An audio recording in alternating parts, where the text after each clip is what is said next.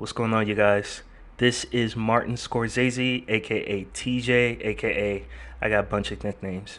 I am one of the co-hosts of Talkyourishpodcast, as well as one fourth of the guys from the Cord. Just wanted to give you guys our thanks. We appreciate it. Thank you so much. We do got some more episodes on the way. However, I wanted to just put together a little compilation of our best moments so far since we debuted. As always, for our YouTube viewers, thank you so much for the love and support.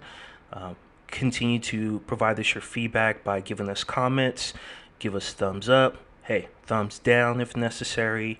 Just let us know how we're doing. For the first time viewers, we pretty much just do weekly sports talk. We give you our hot takes, and we do exactly what our show is called. We talk our ish. Again, thank you so much, and we got more on the way. All right. All right, you guys. So everyone is taking a second look at this young Charlotte team, and it's all because of LaMelo Ball. He's putting up crazy numbers, crazy assists, and has a three-point range. Is he the real deal? Baller, Big old bread, baby. big baller, man. My nigga LeVar. Hey, if anybody's listening, and I know y'all was hating, y'all owe LeVar a fucking apology. That nigga is a genius. Niggas owe him an apology. I'm trying to give me some big baller sneakers right now. I need some right now. I've seen a lot of Oh. niggas laugh at him. We owe that nigga an apology. Now if you ask me, he a genius. Oh yeah, You literally put all three of your sons and they became somewhat skilled at the you know what I'm saying, the sport. It wasn't like it was two sons like all three of them. Even though we all know the youngest is the nicest. but the thing with LeVar, I'm gonna say this. uh, Go ahead. Now, I was just gonna say the thing with LeVar though, I do think that he kind of put an unfair target on Lonzo's back when he first entered the league, and I think that's why Lonzo got off to such a shaky start. Because if you remember, Lonzo put Beverly a target on his own back. his heart out. Like Patrick Beverly's picking this nigga up full court on his first NBA game, bro. Like that shit, and that's all LeVar. But LaMelo, he kind of stayed the fuck out of the way and let LaMelo do his own thing, and he's just like, "Yo, I'm telling you, this is the nicest one. He gonna be the best one out of all of them." And shit, it's already But see, it's already happening. that's where a couple things. That's where we have to give LeVar credit because he learned from his mistakes with Lonzo, and that's actually where he did go wrong with Lonzo with that whole he's going to be better than Steph Curry thing. Steph Curry, my son. Right, he put a big target on his back, and actually in the interview, Steph Curry did admit that he went a little harder at Lonzo the first time he played him because of that, just to kind of show him like it's harder than what you may think, what you and your dad think or whatever. But so I definitely think that's what hurt Lonzo. But you gotta give LeVar credit. He learned from his mistakes with Lonzo, or I'm sorry, with LaMelo. Like you said, he just came out and said, "Yo, he the best one," and got out the way, and that turned out to be true. LaMelo, You know what I'm saying? Shows in NBA right The thing about why I don't hang it up on LeVar. I actually think Lonzo did it to himself. Like I remember the first thing I ever heard from Lonzo, like his first statement I could remember in my head was, "Nobody listens to Nas.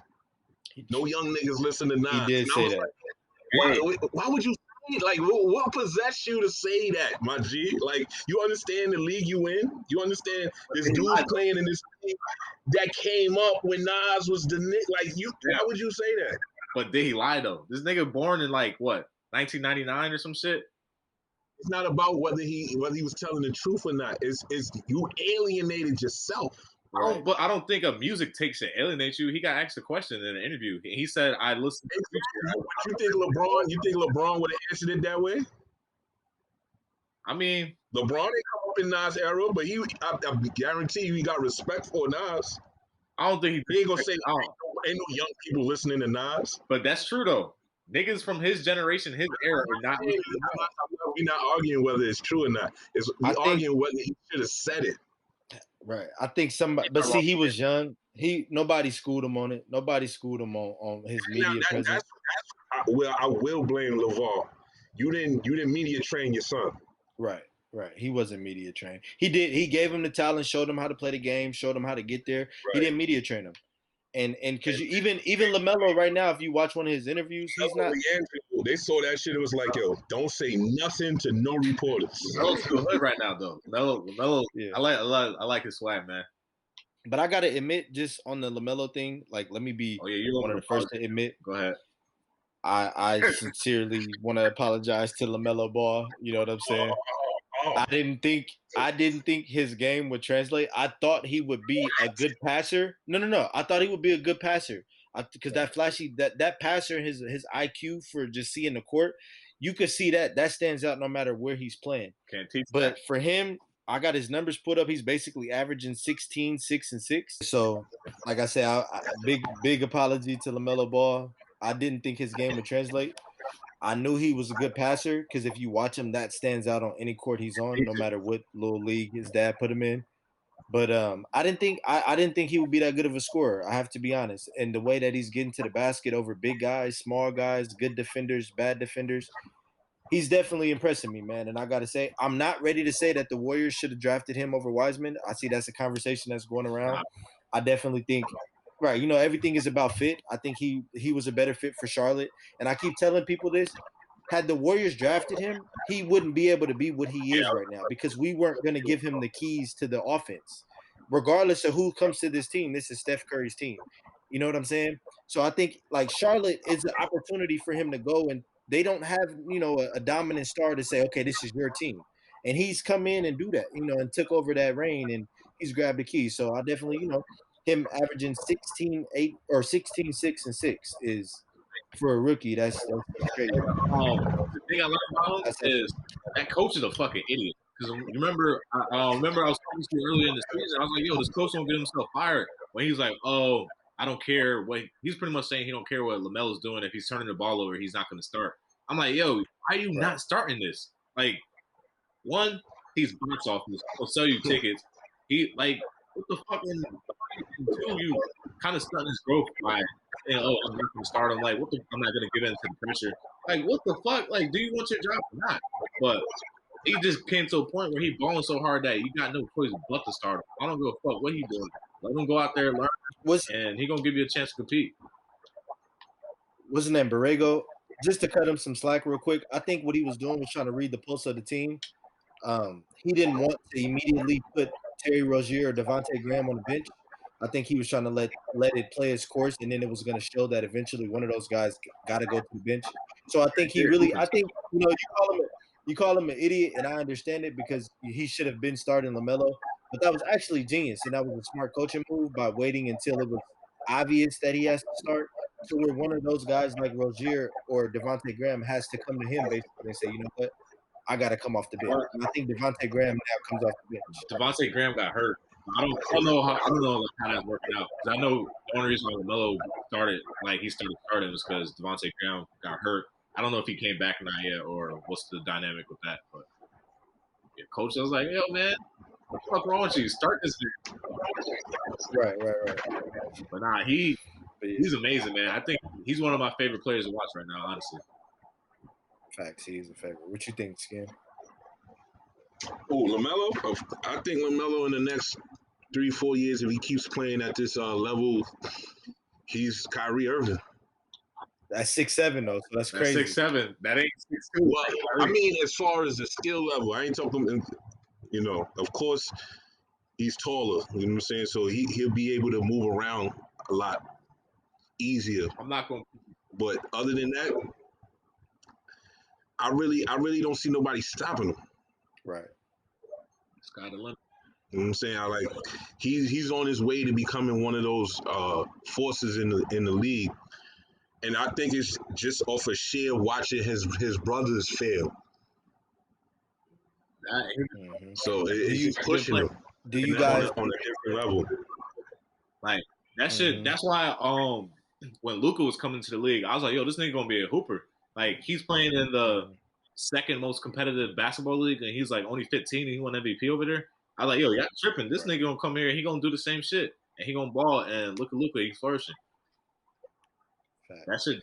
Do you guys let me pose this question? Maybe in 2 to 3 years when it's clear that LaMelo is a superstar, you know what I'm saying? Do you guys think he's gonna attract like bigger names to come to Charlotte? Oh yeah. especially if they make a playoff run. So if they get to like the first or second round of the playoffs, yeah, I can see bigger names coming because they see that he's actually holding the team down and trying to take them Is somewhere. Jordan gonna be stingy with the money? That's my question. But will he stay in Charlotte? I don't think he is. I think Jordan is I at a think point to where he finally has a good team. If there's bigger names saying, "Hey, we'll come play with LaMelo," Jordan's gonna spend the money. You know what I'm saying? And it's been clear that he's been a bad GM for so long. He's gonna I was take the just about to say, opportunity. I think Jordan wants a ring as a GM. Right, I think he really wants a ring as a GM. right. Oh yeah, shit. You do that. You I can't think tell that man shit. TJ posed a good question. Will he stay in Charlotte? And that's a good question only because I think LaMelo comes up under the era of who cares about loyalty. You know what I'm saying? And not in a bad Right. way, not to like spin it in that he's a bad person, but who cares about loyalty when we all know with these owners they'll trade you quick. You know what I'm saying? And He has potential for a big market. right, and it's clear LaMelo is made for LA and New Showtime. York. He's that is He's Showtime.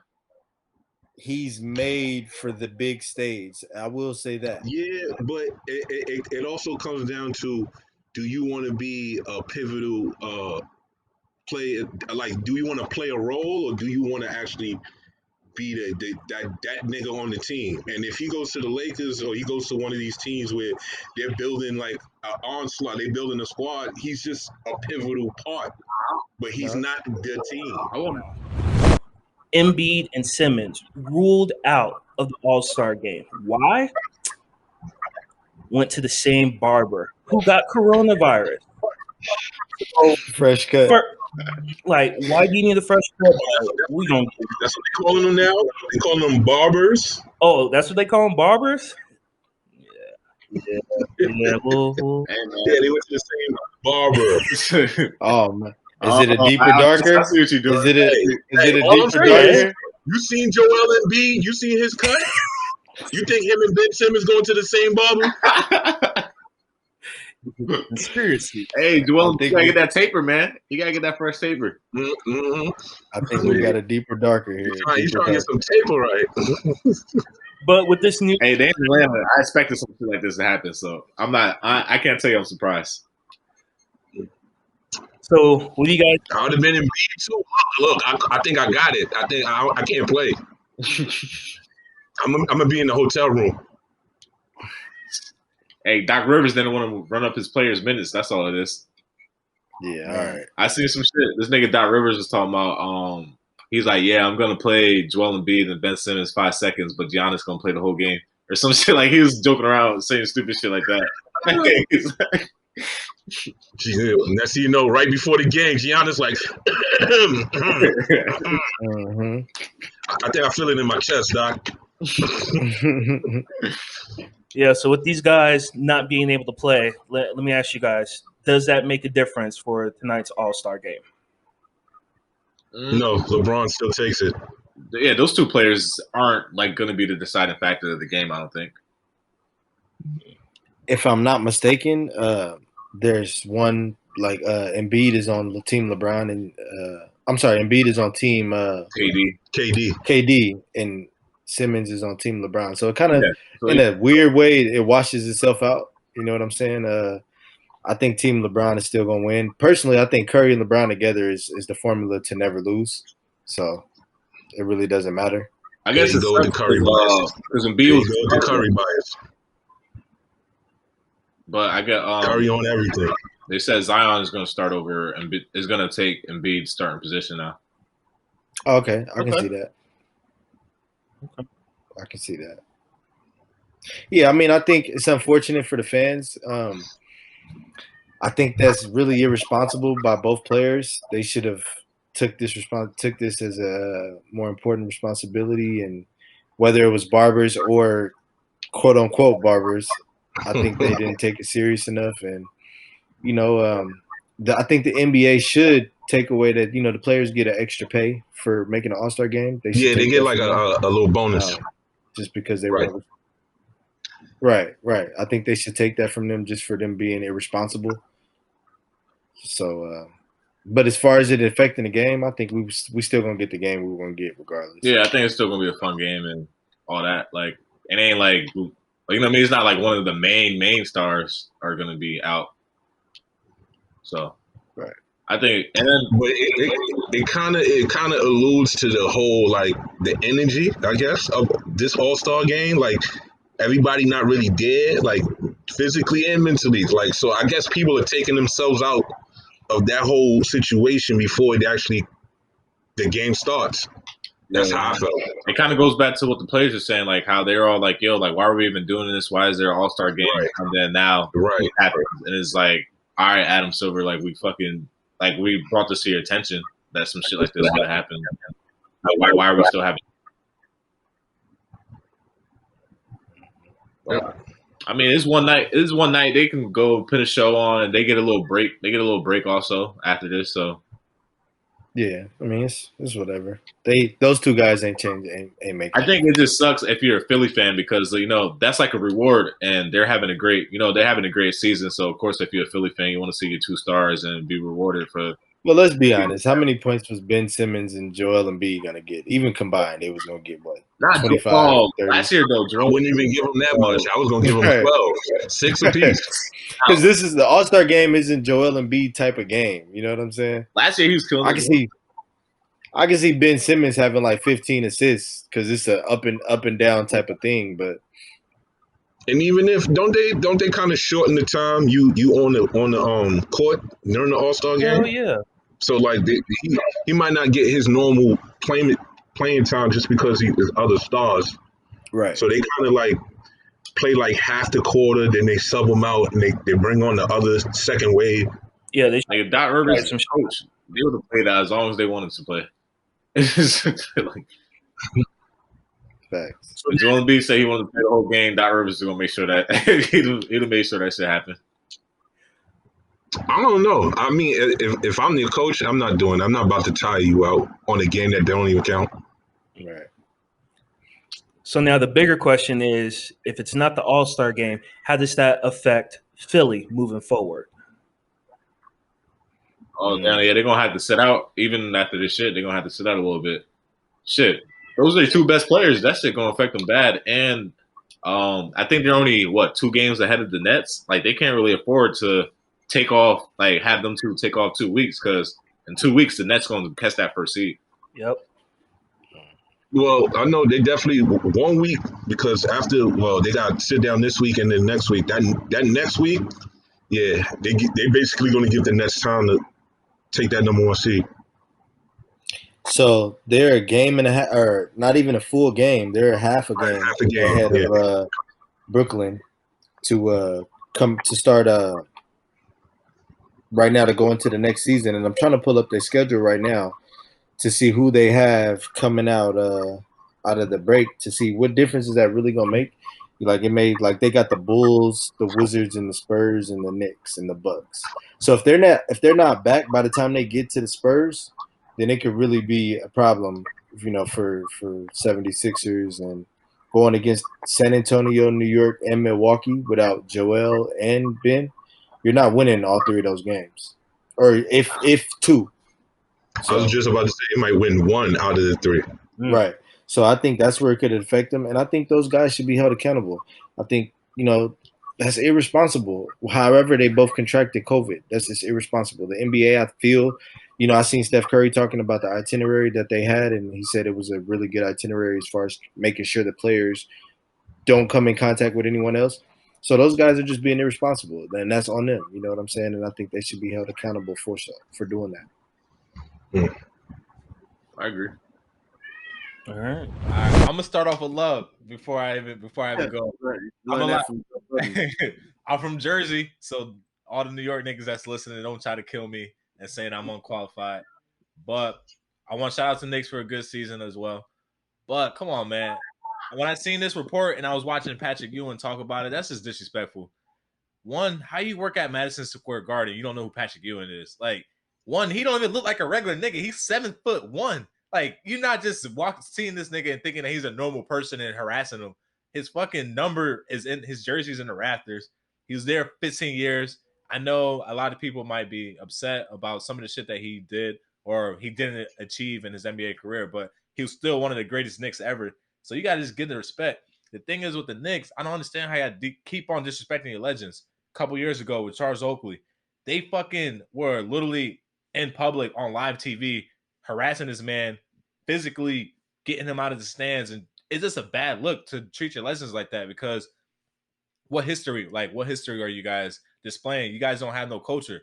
I feel like when you're doing shit like that, even with the Spike Lee shit last year, when they were all of a sudden they were making Spike Lee kind of take different interests and saying that the shit that he's been doing for years he can't do.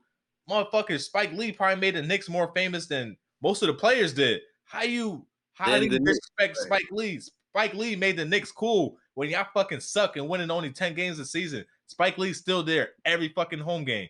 How are you disrespecting people like that? What culture? He got more iconic moments than some Knicks players. Exactly. Like, what the fuck? Spike Lee is the Knicks. When you think of Spike Lee, like, you know what I mean? When you're thinking about Madison Square Garden, you're thinking about Knicks. It's the same shit with the Lakers. With the Staples Center, you're thinking about Jack Nicholson. You think about all the legends that's always there. Right. Spike Lee is one of those dudes. How y'all disrespecting him? Patrick Ewing, Charles Oakley. It's just crazy to me. And that's why the Knicks is always going to Knicks. How y'all having this great season and you still having bullshit like this? You see what the problem is? I'm gonna tell you as a New Yorker, you know what I'm saying, that been to Knicks games. Well, James Dolan, by the way, too. The problem with the Madison Square Garden is that they hire a lot of people that don't know shit about basketball. You know what I'm saying? So they'll see these people walk up and don't know who this person is, or they don't know, they're not into hip hop. Like, these are people that they listen to rock and they live downtown in the village and they hang around a lot of white people, but they work at Madison Square Garden. You know what I'm saying? So they around a lot of us, but they have refused to do their research, get to know, do homework. They just work at Madison Square Garden. And this is where a lot of the, you know what I'm saying, certain celebs and legends not getting their proper respect, because it's a 19-year-old kid that just got a job. Like, he don't know who the fuck you are. You know what I'm saying? So you can't even get mad at that. But I would blame that comes down to HR and Madison Square Garden hiring the correct people that know who these people are. Man, when you do your job orientation, these niggas need to be front on the first slideshow. Legend, GOAT, best big player ever. Blah blah blah. Like, listen, these niggas, like, if you got to take it back to kindergarten and pull out a chart and say, who's this and who's that? It's crazy, man. Yeah, and that's why everybody in Brooklyn now. Facts. I still ain't going to the Barclays though. No. You still not? Nah, I like my life. You know what I'm saying? Like, Tekashi 6ix9ine, he be out there. You know what I'm saying? I don't want them problems. All the rappers in Miami still, they I don't know if they made their way back to New York yet. No, they be in Brooklyn. They might not be in the Barclays, but they be around there. All these niggas is temporary housing in Miami and Atlanta right now. That's where everybody at. Yeah. I seen all of that. It's just because Miami and Atlanta open. Right. Now that we on Brooklyn, can I get some hate off? All right. Talk your ish. I know we had this conversation earlier in the week. Niggas gonna kill me for saying it, but I'm gonna say it again on the pod. We gotta stop throwing this word around so loosely. Not everybody deserves to be called a superstar. Kyrie Irving. Not a superstar. Not a superstar, right, man. Just because you're elite and you're great at one thing, I empathize. One thing don't make you a fucking superstar. No, you're not. I gotta say that, bro. Khalil, no, you're not finna die on this hill live on our.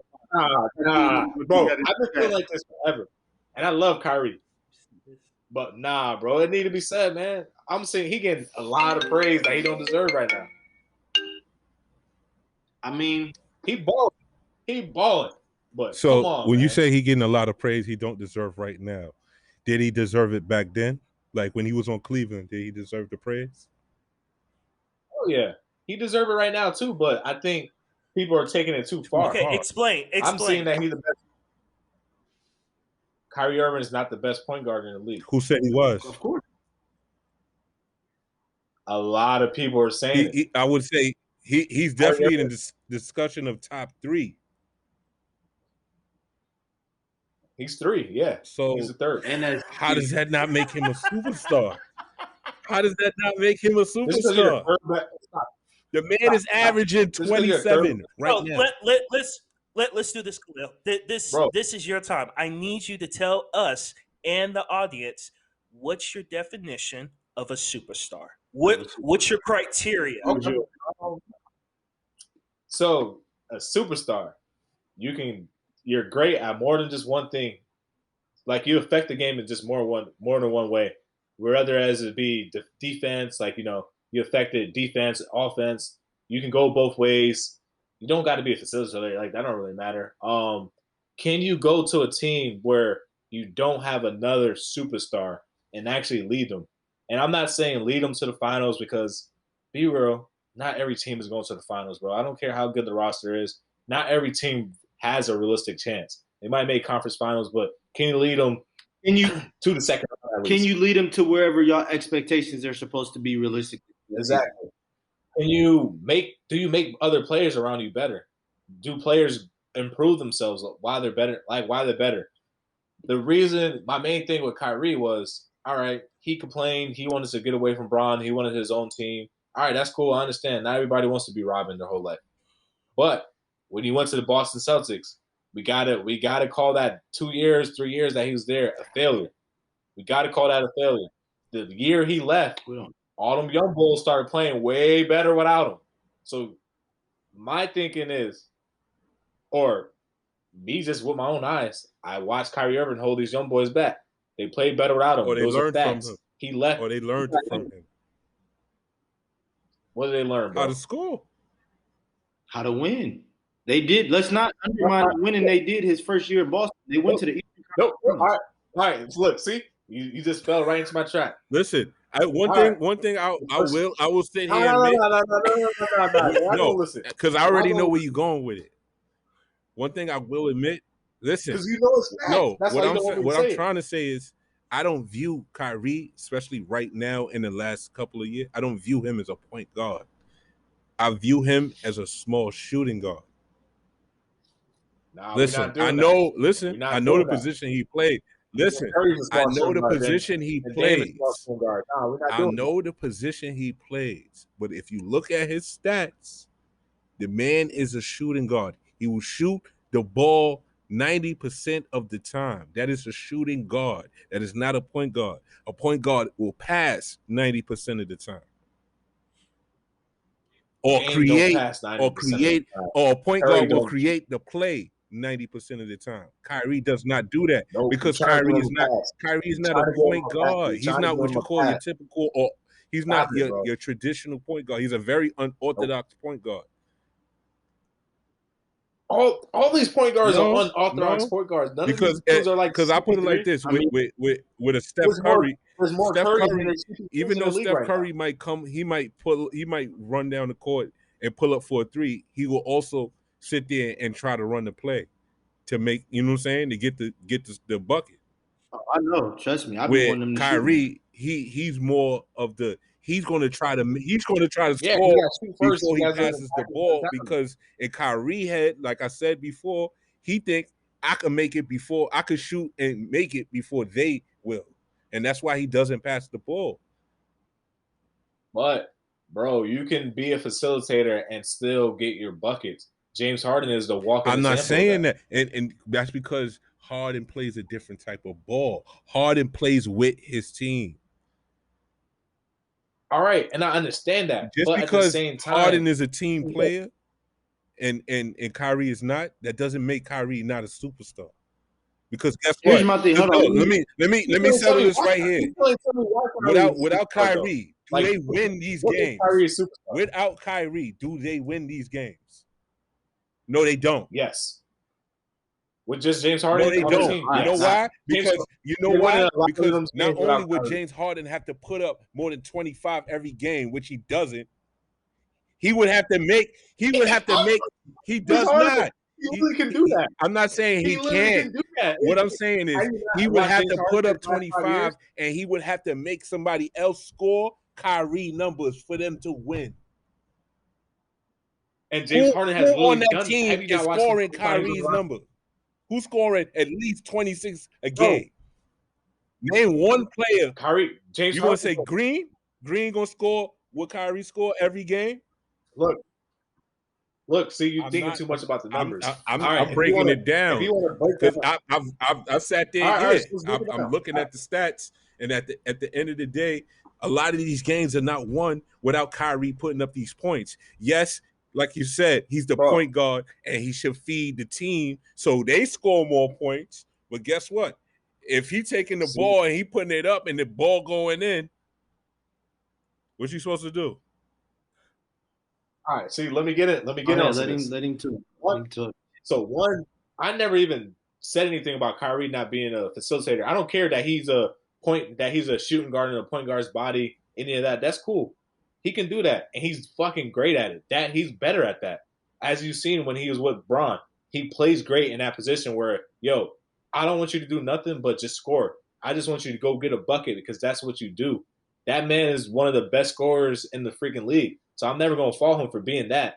But what I'm saying is that's where the ball stops. He don't really affect the game as a Curry. Curry can score, and he's still going to affect the game off the ball. Even him just being on the court is gravitating 2-3 people over there. People picking him up half court. Kyrie don't do that. He can't really lead an offense like that. And Kyrie's just more so like a me guy. And I just don't. He's a great me guy, like a really amazing me guy, but I don't think that makes him great. And then even go back to the James Harden point. All right, James Harden's averaging below his well average of what he usually averages. He's averaging only 25 points. That is very James Harden. He could pick that up and average 10 more points if he wanted to, because we literally seen him do it. We've seen him average 36 one year and come back and average 34 the next year. He can do that and still keep up his assist total. So James Harden can make up all of Kyrie's points without Kyrie being there. We have seen it even this season when Kyrie don't play and James Harden will go out and get a 40 It's not point about comparing double. the two players because they're two different players that play two different type of basketball. You already see Kyrie's a running gun. With Harden, he will take his time coming up the court. Bro, I understand that they're different players, but I'm not faulting Kyrie. Can't compare I'm not saying that's not the reason why Kyrie. Two different players. I'm not comparing the two. Bro, I'm not even comparing the two, though. That is not my reason on why Kyrie's not a superstar. Right. Now, I hear his reason on why Kyrie. You saying Kyrie only do one thing and to be a superstar. Here's what to me will always make Kyrie a superstar, regardless of what he's doing this season. You see what he did in that 2016 finals? Listen. It don't matter. Look, listen. Hold on. First of all, we're talking about a league where not many players even get to the finals. You know what I'm saying? He was there with LeBron, right? He put up damn near as much points as LeBron. He put up. He had higher stats LeBron. than the whole Golden State Warriors. Damn, I got to see him do that without LeBron. That is my main thing. The fact that he was able to do it with LeBron is even greater because LeBron is supposed to get the ball way more. So the fact that he was able to put up them points with LeBron shows you that the boy is a superstar. He made LeBron. They played off each other. Let me be the tiebreaker. Because Bron put him in that situation. And Bron would have played with Dame, and Bron would have played with Curry. Any of these other scoring point guards, they're all going to do the same thing and flourish the way that Kyrie flourished. You just named great point guards. You didn't name a whack point guard just now. But I'm saying Kyrie's in that conversation of a great point guard. But I'm not gonna let you bring up the whole finals thing and be that that's your argument for him being a superstar. What has he done since he left Bron? All he has done is put up a lot of points. Okay. Not going nowhere. Okay. If you want to compare that, his trajectory after that and LeBron's trajectory, they wasn't on the same caliber of teams. Come on, man. Bron, he left and Bron went right back to the finals the next year with J.R. Smith being his second best player. Okay. What are you saying? Come on, bro. Hey, hold on. You said they went back. Kyrie's supposed to make an impact. Did they win? He's not doing that. Bro, what has Kyrie done since he left Bron? You got to answer that. They went back. Did they win with J.R. Reed? How close has Kyrie went to anything without Bron? What has Kyrie, bro? Answer that for me. That's all I'm asking. What has Kyrie done? Of course, because he hasn't had another LeBron to play with. Bro, so you saying Kyrie hasn't been on good teams? He hasn't had a LeBron to play with. I didn't say about good teams. And Celtics wasn't a good team. They were a decent team. Look, Kyrie made them a decent team. But you talking about Tatum? Tatum is still. I want to go back to look. I still got my feelings about Tatum. He kind of flaky to me. Well, let me be the tiebreaker for y'all argument. I think what Khalil is saying, so this is what we got to call it. Kyrie is an elite scorer. He's a superstar scorer. He's not a superstar player. He's a superstar scorer. Let's say that. Because on one hand, I do understand, like, how can we – that's like we might as well call, like, guys who just get buckets all day a superstar. In my opinion, Kyrie's a superstar. He's not a legend. But – yes, my opinion, like Curry will go down as a legend. LeBron will go down as a legend. Kyrie will be a superstar of his time, but he won't go down as a legend. Okay. That's how I feel. I agree with that. I got you. You could be a superstar of your time period. That don't mean you're gonna go down as a legend. I look at Sean Kemp and Gary Payton. He's not a superstar to me. I'm still stick by that. There's only about 5-6 players in the NBA that deserve the title of being an NBA superstar. And Gary Payton was a superstar or no? That's before my time. I can speak on it. It's not before my time. And if we being real, Gary Payton was a really, really, really, really great defender, and he was a solid point guard. You about to say some blasphemous shit right there. He wasn't a superstar. He was a superstar defender. He was a superstar defensive player. Okay. Iverson. Hey, come on now. Stop. That's a whole different pedestal right there. So Iverson, you can't compare Iverson and Kyrie as far as scoring? Iverson carried his team to the finals by himself. Okay, if we're going to do all right. Kyrie and Iverson. So we're not factoring in Tim Thomas or none of them niggas. Oh, I mean, none of them kings. We're not factoring. Wait. We're not factoring the other. Wait, are you talking about the team that he's trolling? Yeah, he's trolling. Iverson's second scorer was Eric Snow. All of it Eric Snow averaged like 8 points per game. We're not doing that. Y'all got it. I was just fucking with him. Oh, see, I can't see you right now. I don't know. Iverson was the only dude to take off one game off that prime Shaq and Kobe team. That team went 15-1, and Iverson took one game off. I wouldn't dare speak Kyrie and Iverson in the same sentence. Yeah, let's not do that. Just like let's not do that. Yeah. Portland's fifth center. Yeah, so it would have to go to Dame right now, in my opinion. If Embiid is out, with LeBron being, I guess, second. Like, second can go to Curry, if you ask me. There's plenty of people.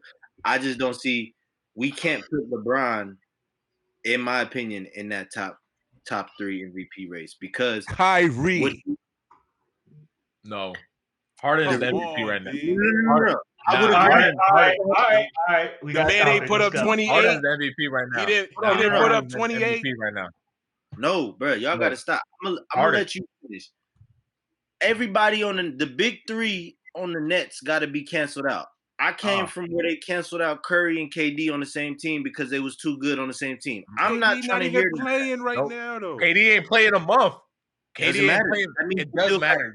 That means you still got 2 top 10 players on one team that cancel each other out for MVP. No, it don't. No, it don't. Now what you doing? First of all, it's barely time where they on the court together. They're usually not on the court together. Doesn't matter. Just Kyrie been balling, my G. Come on, man. Don't do that. He has, but at the same time, What? So here's the thing. What did Kyrie do on his own as a leader in Boston? Nothing. Hold on. What did Kyrie do last year as a leader in Brooklyn by himself? Why you bringing up old shit? You're right. And my point is to say it's clear that he's not doing this because he's great, but it's not him. It's the help he has around him that's allowing him the court to open up for him like that. What help? What help?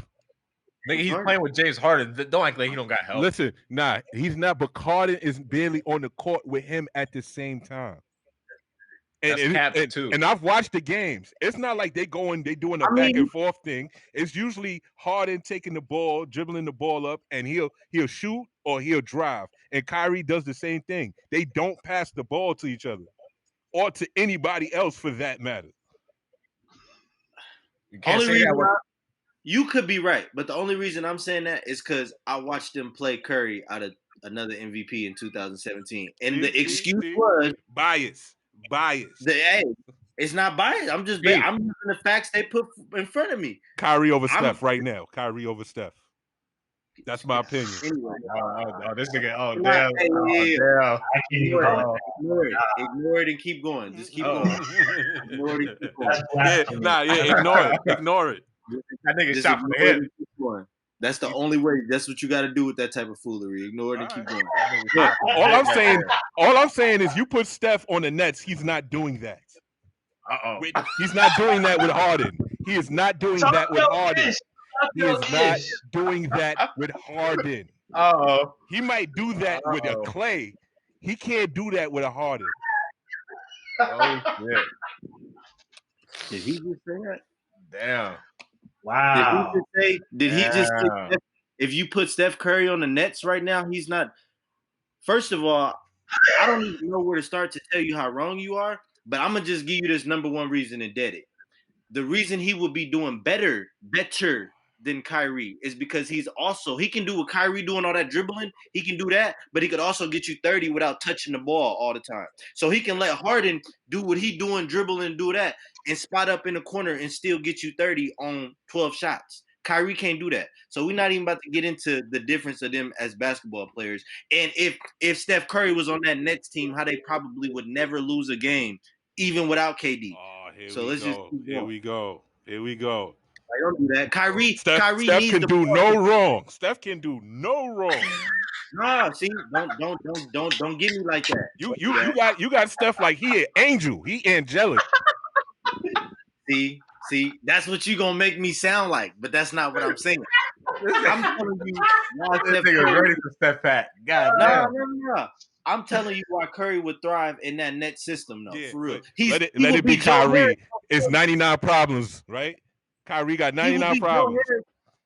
Curry would be Joe Harris right now on steroids. All Joe Harris do is stand in the corner and shoot. Am I wrong? Nah. Don't get me wrong. Steph gonna do his thing on the Nets. I'm just saying he wouldn't do what Kyrie's doing with the Nets. All right. You say he would do it better. I just don't think he would, because Harden is a different type of player. He don't play with you. You got to play with him. So I don't see him playing with Steph. Steph got to play with Harden. You understand what I'm saying? But Steph will take the back seat to Harden if he has to. And I don't know. I don't. Yeah. But that's because he had other weapons. He had other weapons besides KD. So even if he took a back seat, he still got Clay and he still got Draymond. So listen, can we dead this? Curry is better than all those players you naming in that net system. And I'm gonna just say, another reason he's better than Kyrie with Harden is because of the attention he attracts. Kyrie Irving doesn't attract two men every single time down the court. Steph Curry has 2 to 3 players on him every time he comes down court. Period. So you get that. Here's my opinion. Steph has the best basketball IQ in the league. As far as basketball awareness and alertness on court, it don't get better than Steph Curry. But Steph Curry is frail. Don't get me wrong, he's fast, but he's frail. And I'm telling you, Kyrie could do things that Curry can't do as far as driving to the basket. Steph drive game is underrated though. Yeah, he's It's not underrated. He's great at finishing under the rim. It's that catch me if you can bullshit. He outrun you to the point where he at the basket and you realize that, oh shit. Fam, that's better. No, I'm just saying Kyrie more of a he gonna cut you up and make it and break to the basket. Okay. Hold on. I get what you're saying. He just like that dribble shit. He like that dribble shit, man. That's right. all it is. Kyrie's an ISO player who need the ball, who can only score if he got the ball. And Steph Curry is a player who can score with or without the ball. Got you. So Kyrie's a better one-on-one player. Okay. You can have that. Basketball is not one-on-one. 5-on-5. You can have that. He might be the second best ISO player in the league right now. Harden obviously is number one, but ISO ain't gonna beat 5 players. Nope. Steph Curry is the best 5-on-5 basketball player. Hot take. Talk my ish. No. I will agree with you there. I believe Steph Curry to be the best overall point guard. But I still put Kyrie. If I had to put Kyrie on the court with Steph, Kyrie is going to embarrass that man. You are a fool, but I'm gonna let you think that. Okay. You're a fool. Okay. Hey, all right. He's gonna have to shoot 10,000 threes. And if Curry got to shoot 10,000 threes, then Kyrie got to shoot 1,500 threes and twos. He ain't got to shoot nothing. All he got to do is drive to the basket and out muscle him. What muscle? You act like Kyrie just out here hub.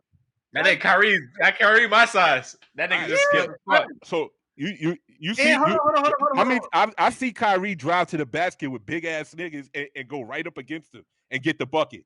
He might fall on the floor, but he gonna get that bucket. He's too amazed by all that dribble shit and all this flash. He like that flash too much. Nah, I'm from New York, so yeah, I it's the street ball. You like it's that cut you up.